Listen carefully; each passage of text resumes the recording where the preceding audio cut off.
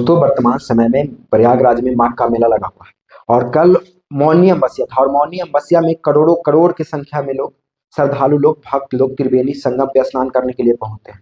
और कल एक शंकराचार्य महाराज जी पहुंचते हैं। आपको पता होगा कि पूरा देश में मात्र 4 ही शंकराचार्य महाराज होते हैं जो दिशा के अनुसार होते हैं, मतलब दक्षिण पूर्व पश्चिम इस प्रकार से। शंकराचार्य जी महाराज अपना पालकी से पहुंचते हैं वहां पे, और पालकी पे जाने का कारण भी उन्होंने बताया कि मैं पालकी से इसलिए जा रहा था, मैं पिछले 40 साल से इस प्रयागराज में आता हूँ संगम पे स्नान करने के लिए, लेकिन मैं 2-3 साल से पालकी से जा रहा हूँ। पालकी से जाने का मेरा मुख्य उद्देश्य और मुख्य कारण यही है कि हम जब जाते हैं तो शंकराचार्य महाराज जी का आशीर्वाद प्राप्त करने के लिए भीड़ लगा देते हैं, और भीड़ लगाने की वजह से काफी ज्यादा परेशानी बढ़ जाती है। इसके लिए हम पालकी से जा रहा हूँ, और पालकी से जाने से ये होता है कि लोग हमें दूर से ही देख पाते हैं, और मैं अपना हाथ उठाकर इस प्रकार से आशीर्वाद दे देता हूँ तो लोग अपने आप को संतुष्ट महसूस कर पाते हैं और लोगों को आशीर्वाद भी प्राप्त हो जाता है।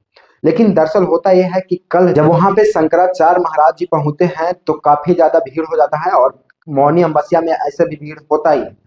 तो भीड़ होने के कारण जब यूपी पुलिस बोलती है कि महाराज जी आप पालकी से नहीं जा सकते हैं, आप पैदल जाइए, तो वहां पे जो महाराज जी के साथ होते हैं उनके शिष्य, जो संत लोग होते हैं, वो बोलते हैं कि नहीं महाराज जी पालकी से ही जाइए। और इसके ले दे के मतलब पूरी तरह से मतलब भगदड़ का माहौल हो जाता है। पुलिस प्रशासन के बड़े बड़े पदाधिकारी, जैसे महाराज जी का कहना है कि उनके संतों को पीटते हैं, मारते हैं, दबोचते हैं और उनको थाना में ले जाते हैं। उसके बाद होता यह है कि जब महाराज जी के सारे संतों को लेकर जाया जाता है, उसके बाद महाराज जी अकेला पड़ जाते हैं, और महाराज जी के पालकी से महाराज जी को जहां तहां मेला में घुमाया जाता है पूरी तरह से, मतलब 10 मिनट वहां ले चल जाया गया, फिर वहां लेके चला गया, और महाराज जी अपने आप को वहां पे घुटन महसूस कर रहे थे। लेकिन महाराज जी का आरोप भी है, आगे सुनिएगा। महाराज जी साफ तौर पे ये कहते हैं कि यहाँ पे बड़े बड़े अधिकारियों के द्वारा हमारे संत लोग को पूरी तरह से पिटाई की गई है, जो कहीं से भी सही नहीं है, कहीं से भी उचित नहीं है।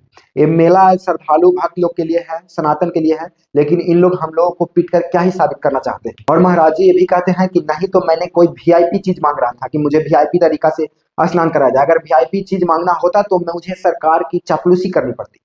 खुलेआम तौर पे बोलते हैं कि अगर हम चापलूसी करते तो कहीं ना कहीं हम भी वीआईपी की तरह से जाकर वहां पे संगम पे स्नान करते। हालांकि हम यहाँ माँ के गोद में आए हैं, यहाँ पे वीआईपी बनने के लिए नहीं आए। शंकराचार्य महाराज जी साफ तौर पे आरोप भी लगाते हैं यूपी सरकार योगी जी पे, सीधा तौर पे आरोप लगाते हैं कि जब महाकुंभ का मेला लगा था तो हमने सच्चाई बता दिया था। जो भी यहाँ पे भगदड़ हुआ, आपको पता है कि जो भगदड़ हुआ था महाकुंभ में वो हर लोगों से छुपा नहीं।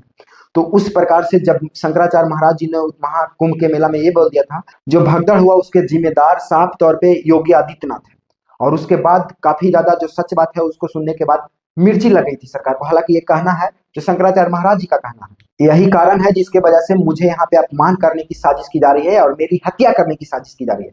साफ तौर पे महाराज जी कहते हैं कि वो लोग चाह रहे थे कि महाराज जी के पूरे संतों को पीट पीट कर यहाँ से लेकर जाया जाए, और महाराज जी अकेले बच जाएंगे तो यहाँ पे किसी भी तरह से भगदड़ का माहौल बना दिया जाएगा और महाराज जी को खत्म कर दिया जाएगा। इस प्रकार से मेरा कहना नहीं बल्कि शंकराचार्य महाराज जी का कहना। दूसरी कारण ये बताते हैं महाराज जी कि अगर पहला कारण ये नहीं हो सकता है कि योगी जी हमें अपमान करना चाहते हैं, तो दूसरा कारण ये हो सकता है कि हम गौ रक्षा की बात करते हैं, और कोई भी राजनीतिक पार्टी नहीं चाहता हुआ कि गौ हत्या बंद हो। और कहीं ना कहीं ये भी कारण है कि मेरी आवाज को बंद करने की साजिश की जा रही है, मुझे दबाने की साजिश की जा रही है, और मेरी जान पे भी खतरा है। बाकी ये सब तमाम चीजों के बारे में आप क्या सोचते हैं, कमेंट बॉक्स में अपना राय जरूर दीजिएगा।